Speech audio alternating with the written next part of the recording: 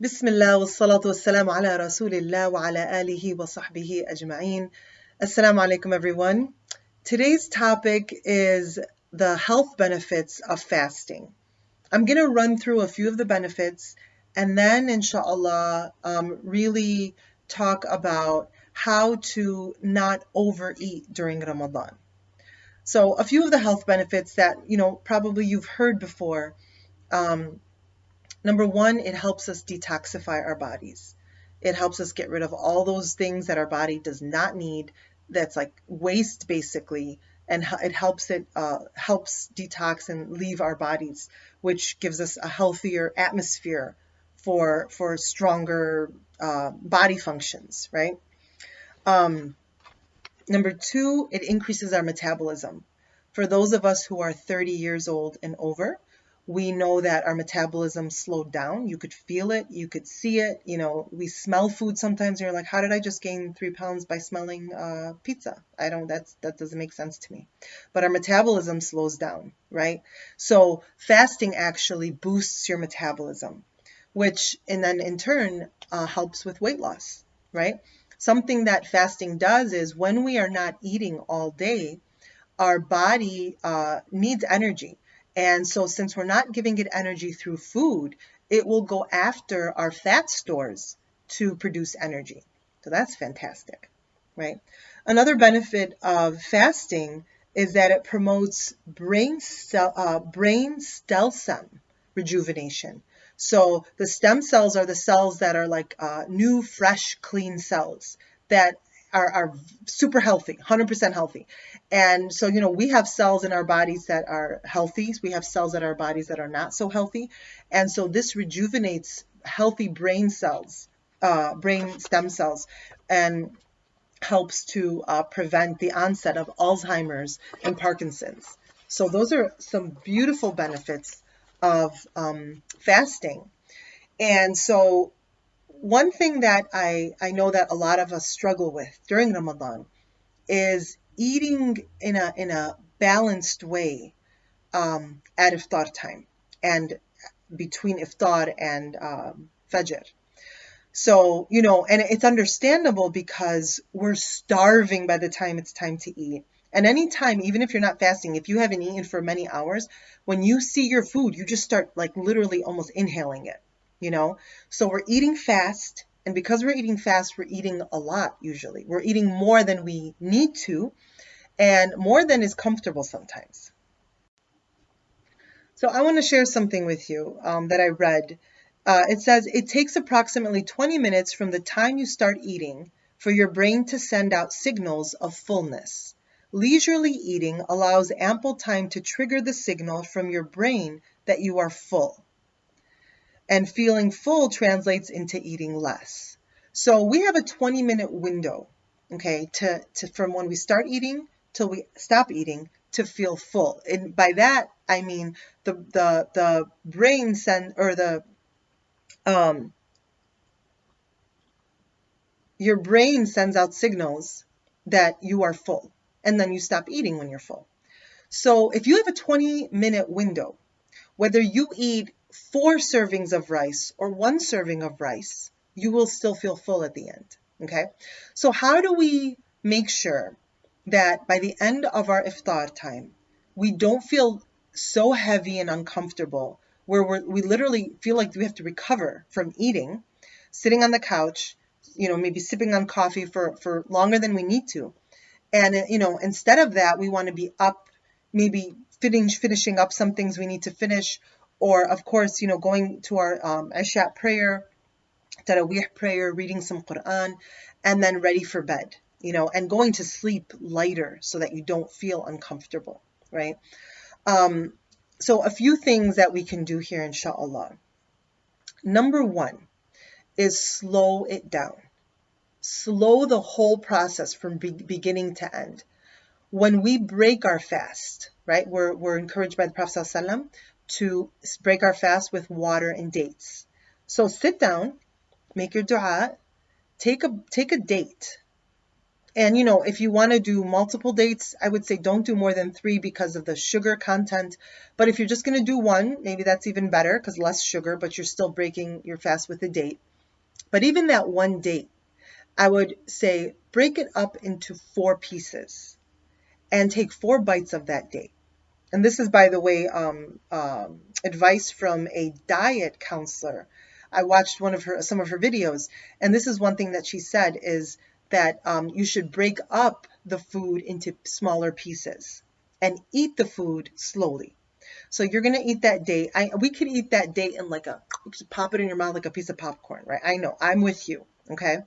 But if we're trying to keep our body at a peaceful place physically, while it's now like it's taking in this food so that we maintain good health, we feel good after iftar, and we might be able to enjoy some weight loss during Ramadan, then this is a great way to do it.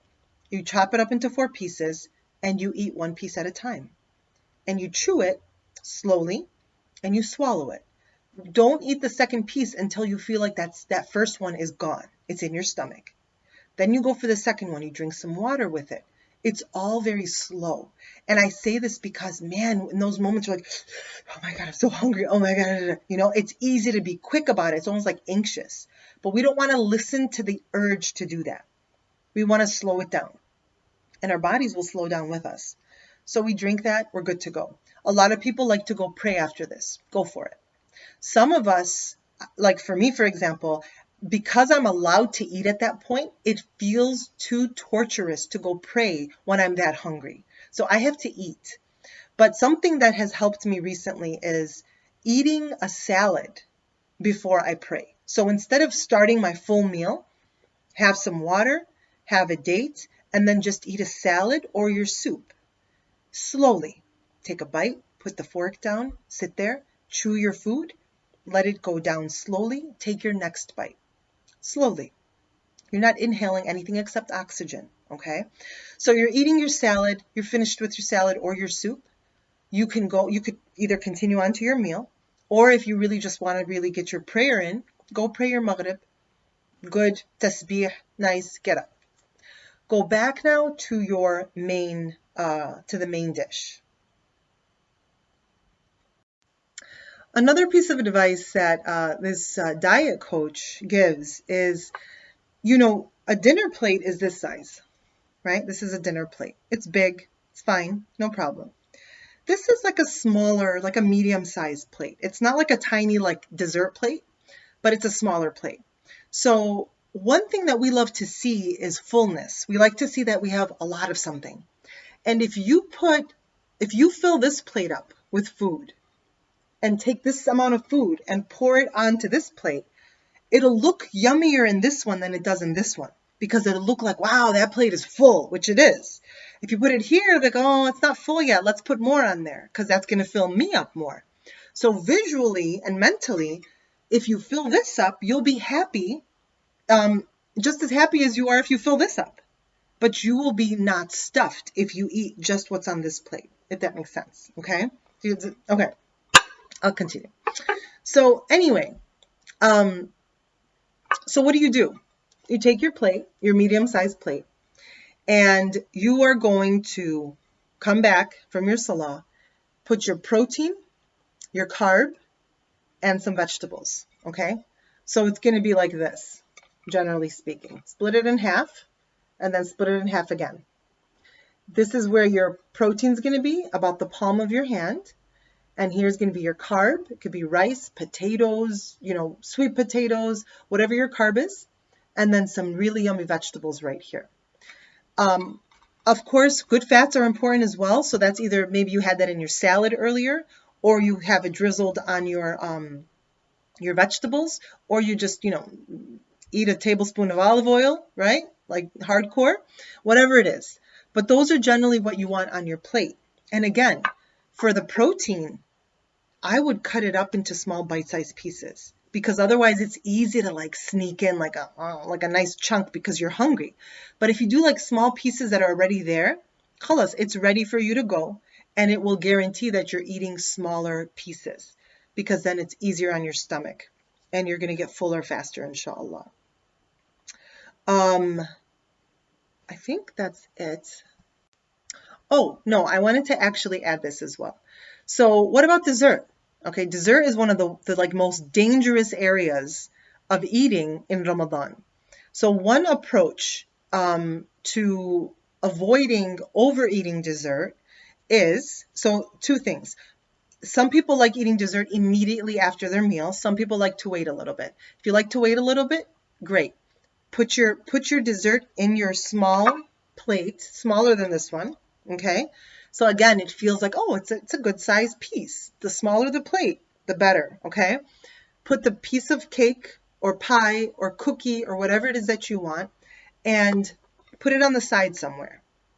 If you're eating dessert immediately after iftar, in your meal, I would place the dessert in front, like on the table with my food.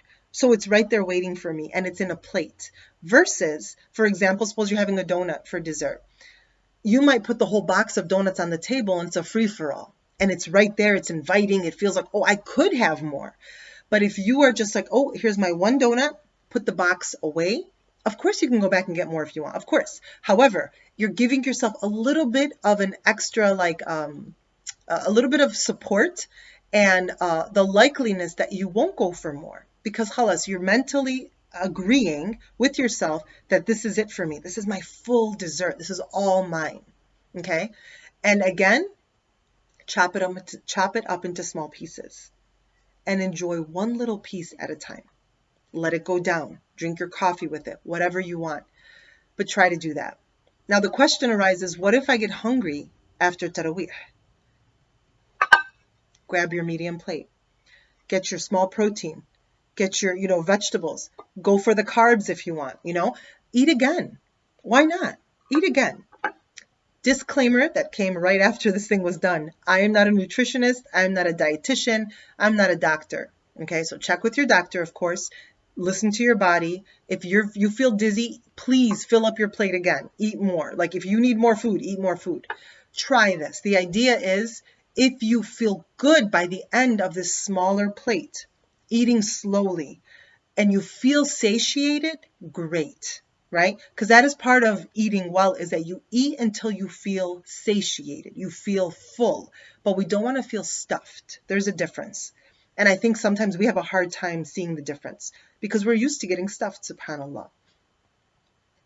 And then you have suhoor. Suhoor comes, have a small light meal, right? And the light meal might be like an egg and a piece of toast, because that's not a full breakfast for you, but it's not a full breakfast for me, that's for sure.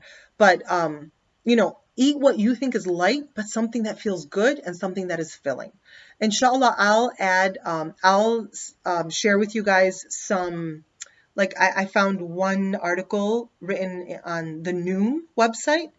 Noom is like a weight loss app.